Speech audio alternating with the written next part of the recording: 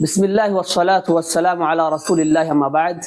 سوال جواب کی محفل میں آج کا سوال ہے کہ شیخ کچھ لوگ حج کرنے کے لیے جاتے ہیں اور حج کرنے کے بعد جب آتے ہیں تو اپنے نام کے ساتھ حاجی یا الحاج لگا دیتے ہیں، تو اس طرح لکھنا کہاں تک درست ہے؟ بسم اللہ الرحمن الرحیم، الحمدللہ والصلاة والسلام علی رسول اللہ اما بعد۔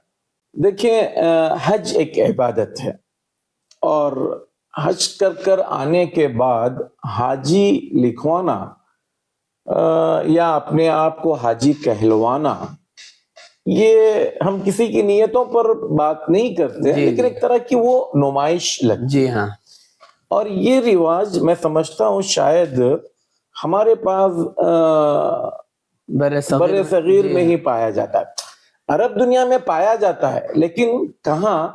جیسے حرم میں یا حاج تو وہ حج کر رہا ہوتا ہے، اب اس کا نام نہیں معلوم ہے، تو وہاں پر یا حاج، اے حاجی صاحب، مطلب وہ کہہ سکتے ہیں وہ اس وقت میں ایک ٹھیک ہے۔ نہیں، یہاں آنے کے بعد الحاج فلان، اس کا نام لکھ کر، یا پھر بن الحاج مرحوم فلان، ہماری ایک ویڈیو مرحوم کے حوالے سے بن چکی ہے، تو یہاں پر الحاج یہ لکھنا صحیح نہیں ہے، اس لیے کہ آپ اپنی عبادت کی نمائش کر رہے ہیں۔ ہم پھر سے میں بتا رہا ہوں کہ لکھنے والا شعوری طور پر، غیر شعوری طور پر اس کی نمائش نہیں چاہتا ہوگا، لیکن اگر آپ حج کے لیے کر رہے ہیں، آپ نے تو زندگی میں شاید ایک حج کیا ہوگا، 2 حج کیا ہوگا، نمازیں تو آپ روزانہ پڑھتے ہیں، تو پھر نمازیں بھی لکھنا چاہیے، پھر آپ روزے رکھتے ہیں تو وہ بھی لکھنا چاہیے، تو الحاج لکھنے کا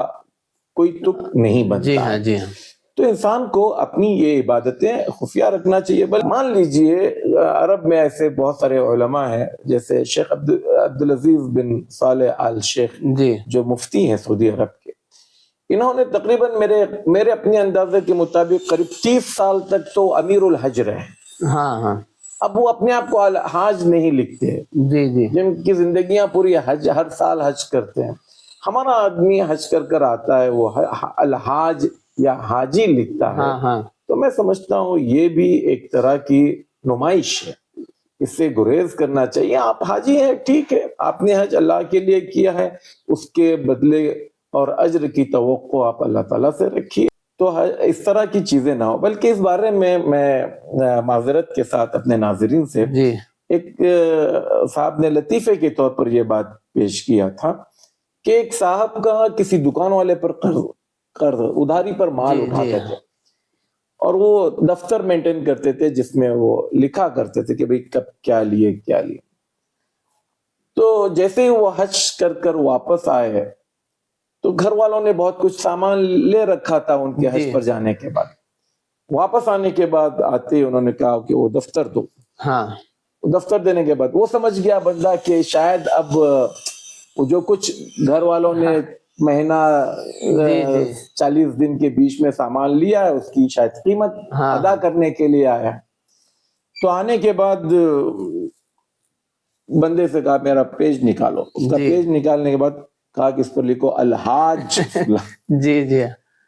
تو بہرحال یہ کس حد تک صحیح ہے نہیں پتا، لیکن لوگ جو ہے اس کی خاص کر شادی کے کارڈوں وغیرہ میں یہ چیزیں پائی جاتی ہیں۔